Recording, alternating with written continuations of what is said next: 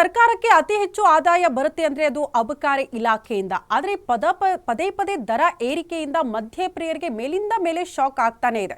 So ಮಧ್ಯಪ್ರಿಯರು ಕೂಡ ಈಗ ಮತ್ತೊಮ್ಮೆ ದರ ಏರಿಕೆ ಆಗಿರುವ ವಿಚಾರಕ್ಕೆ ಸಂಬಂಧಪಟ್ಟಂತೆ ಆಕ್ರೋಶವನ್ನ ವ್ಯಕ್ತಪಡಿಸಿದ್ದಾರೆ. ಒಂದನ್ನ ಅರ್ಥ ಮಾಡ್ಕೊಳ್ಬೇಕು, ಯಾಕೆ ಅಬಕಾರಿ ಇಲಾಖೆ ಪದೇ ಪದೇ ಈ ರೀತಿ ಮಧ್ಯದ ದರವನ್ನ ಏರಿಕೆ ಮಾಡ್ತಾ ಇದೆ ಅಂದ್ರೆ ಗ್ಯಾರಂಟಿ ಯೋಜನೆಗಳಿಗೆ ಏನಾದರೂ ಇದೇ ಇಲಾಖೆಯಿಂದ ಹಣವನ್ನ ಕ್ರೋಢೀಕರಣ ಮಾಡೋದಕ್ಕೆ ಸರ್ಕಾರ ಮುಂದಾಗ್ತಾ ಇದೆಯಾ ಇಂಥದ್ದೊಂದು ಅನುಮಾನ ಸಹಜವಾಗಿ ಕಾಡ್ತಾ ಇದೆ.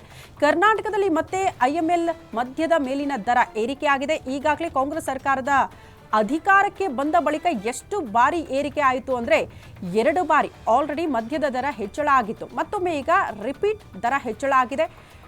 ನಿನ್ನೆಯಿಂದಲೇ ಆ ಪರಿಷ್ಕೃತ ದರ ಜಾರಿಯಾಗಿದೆ. 2024-25ನೇ ಸಾಲಿನಲ್ಲಿ ರಾಜ್ಯ ಸರ್ಕಾರ ಅಬಕಾರಿ ಇಲಾಖೆಗೆ ಬರೋಬ್ಬರಿ 38,600 ಕೋಟಿ ರೂಪಾಯಿ ಟಾರ್ಗೆಟ್ ನೀಡಿದಂತೆ ಈ ಬಾರಿಯ ಬಜೆಟ್ನಲ್ಲಿ 40,000 ಕೋಟಿ ಟಾರ್ಗೆಟ್ ನೀಡಲಾಗಿದೆ. ಅಂದ್ರೆ ಈ ಸಾಲಿನಲ್ಲಿ ಹೆಚ್ಚುವರಿಯಾಗಿ 1,400 ಕೋಟಿ ರೂಪಾಯಿ ಟಾರ್ಗೆಟ್ ನೀಡಲಾಗಿದ್ದು, ಈ ಹೊಸ ಟಾರ್ಗೆಟ್ ರೀಚ್ ಮಾಡೋದಕ್ಕೆ ಅಬಕಾರಿ ಇಲಾಖೆ ಮತ್ತೆ ದರ ಹೆಚ್ಚಳ ಮಾಡೋದಕ್ಕೆ ಮುಂದಾಗಿದೆಯಂತೆ. ಹೀಗಾಗಿ ಎಲ್ಲಾ ರೀತಿಯ IMLಗಳ ಮೇಲೆ 10% 10ರಿಂದ 20% ದರ ಏರಿಕೆ ಆಗಿದೆ ಅನ್ನೋದ್ರ ಬಗ್ಗೆ ಮಾಹಿತಿ ಸಿಗ್ತಾ ಇದೆ. ಅಲ್ಲಿಗೆ ಮಧ್ಯಪ್ರಿಯರಿಗೆ ಇದು ಹೊರೆ.